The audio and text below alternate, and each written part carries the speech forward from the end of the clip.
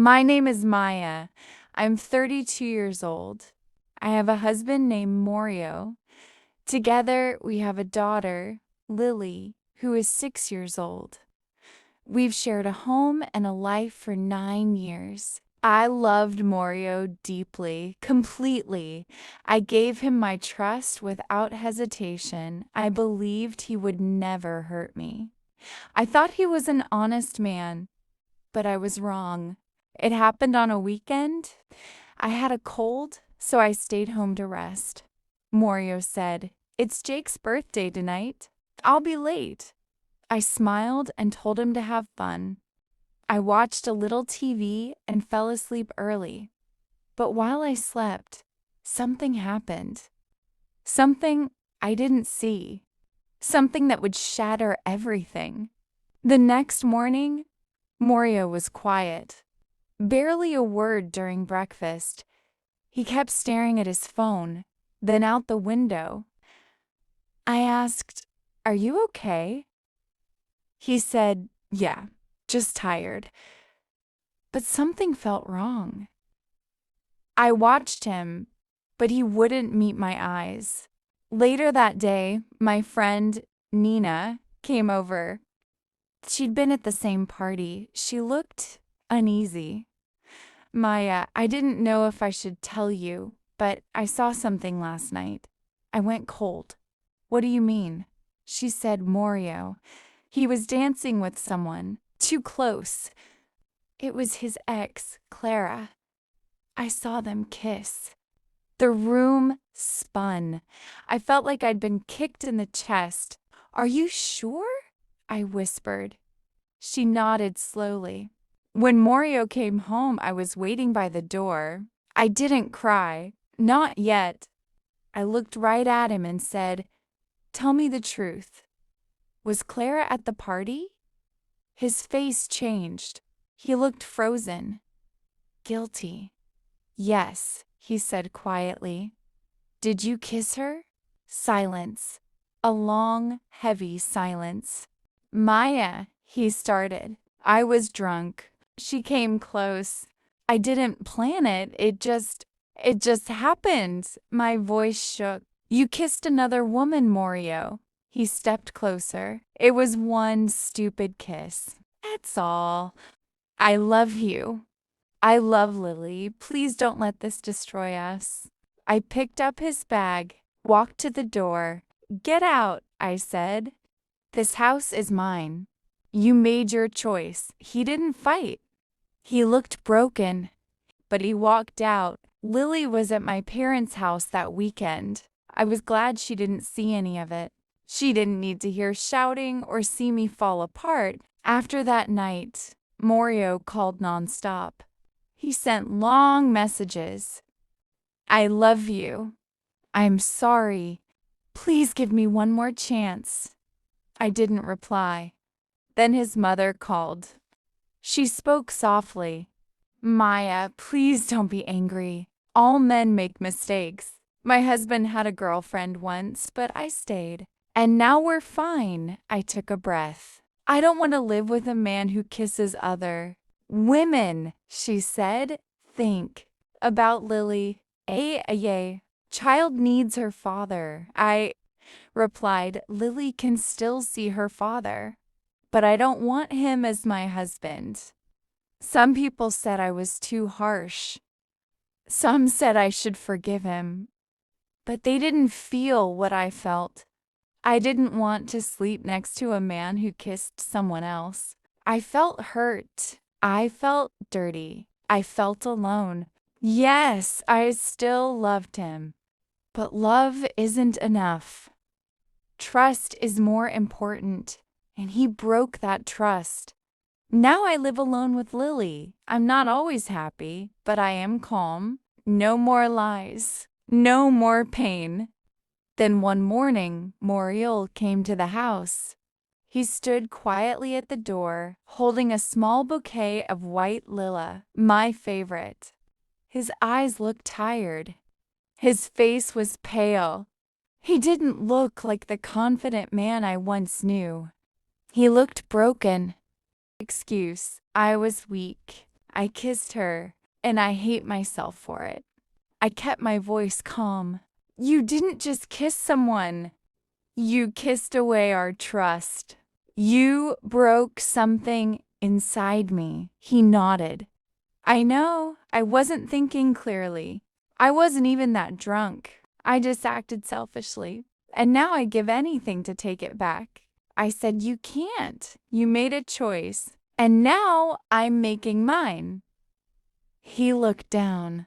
I miss Lily. I miss you. I miss us, I said. You can still see Lily. You're her father. But I don't want a husband who betrays me. His hands were shaking. He placed the flowers on the porch. Then, without another word, he turned and walked away. That night, I couldn't sleep. I lay in bed thinking about everything. I remembered the first time we met, his smile, his awkward jokes, the way he brought me coffee during late study nights. I remembered our wedding, simple but full of hope. I remembered the day Lily was born, how he held her like she was made of light. He used to cook dinner when I had bad days. He stayed up with Lily when she had nightmares. He'd sing off-key lullabies just to make her laugh. He was a good man. Was. Now he felt like a stranger. The next few days passed slowly. I didn't answer his calls. I needed space. I needed silence. But he didn't give up. He sent messages every day. Maya, I miss our family. I'm sorry. I can't sleep. I can't think. I love you. Please talk to me. One night, he sent a longer message. You don't have to forgive me now.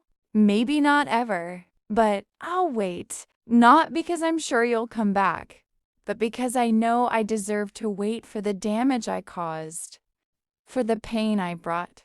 I still love you and Lily always. I read it 3 times. My hands trembled. I hated that I still cared. I hated that a part of me missed him, but I also hated what he did. The next weekend, he came to pick up Lily. She ran to him, her eyes lighting up. He brought her a new book, the same series he used to read to her before bed. I watched from a distance as they laughed together. My throat tightened. He was still a good father, but that didn't mean he was a good husband. Later that day, after ice cream and park swings, he came to talk again. He said softly, I won't ask you to forget, but I want to prove I can be better. I shook my head. Words won't fix this. He nodded. Then I'll show you with time.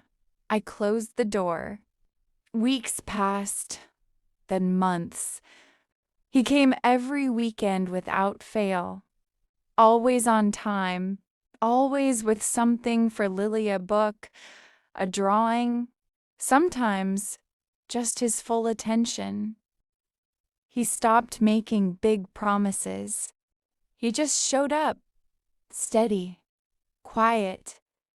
He didn't try to win me back. He just tried to be better. And I noticed he started volunteering at Lily's school events. He helped her with homework.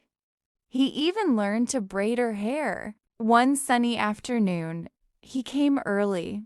Lily was playing outside. He asked if he could help clean the garden. I nodded. We worked in silence for a while. Then he said, Maya, I still love you. I know I broke your heart, but I've been rebuilding mine without lies, without excuses. I didn't answer at first. He continued, You're not the same, I see that. You're stronger now, and I admire you for it. But if there's even the smallest place in your heart that still remembers us, I want to earn it back. I looked at him. He looked older, wiser, quieter. Not the man who kissed someone else, but not quite the man I married either. I glanced at Lily, chasing butterflies, her laughter rising like music in the air. Something in me softened. I said, I'm not choosing you because I need you. I'm choosing you because I believe in growth, in second chances. For Lily, and maybe for us. His eyes filled with tears. He held my hand gently. Maya, thank you, I whispered. This doesn't erase the past, but it's a step forward. That night, Lily asked, Are we a family again? I kissed her forehead and said, We never stopped being one. We just needed time to find our way back. Sometimes love is tested in painful ways, but when someone truly changes and you truly heal, forgiveness can rebuild what was once broken. Not to erase the past, but to write a new chapter. If you liked this story, please like, share, and subscribe our channel.